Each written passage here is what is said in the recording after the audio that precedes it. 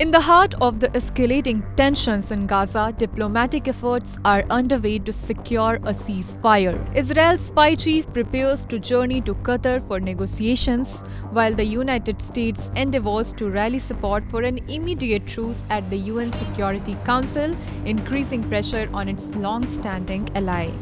US Secretary of State Antony Blinken, speaking from Cairo, strikes a note of optimism regarding ongoing talks involving the US, Qatar, and Egypt, hinting at the possibility of a ceasefire agreement between Israel and Hamas, the Palestinian militant group.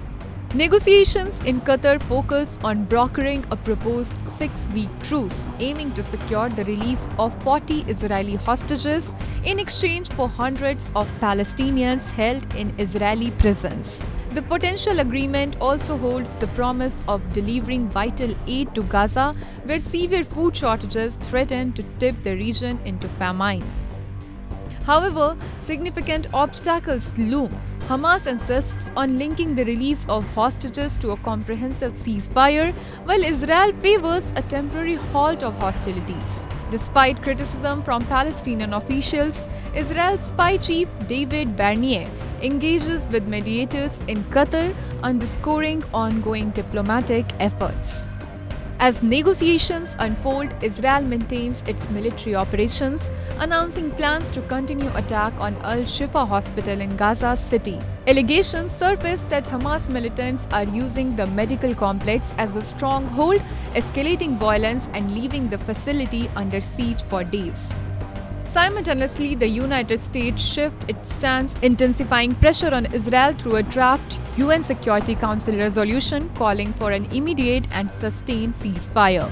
This represents a departure from previous positions, reflecting growing global condemnation on the conflict.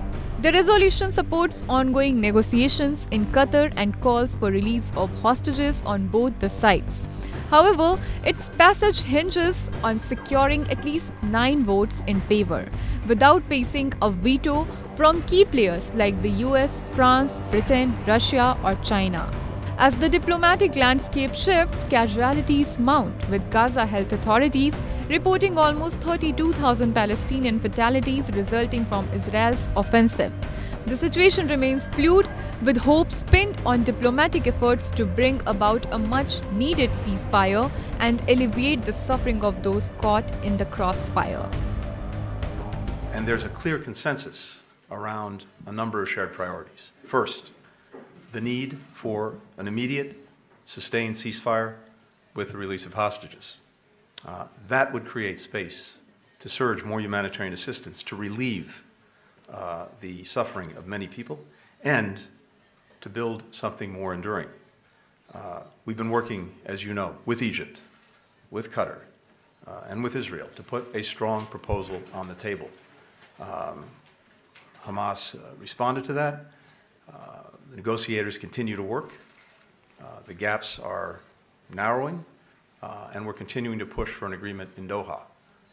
There's still difficult work to get there, but I continue to believe it's possible. The United States has also put forward the United Nations Security Council resolution to support these efforts, and we hope that all countries will back that resolution.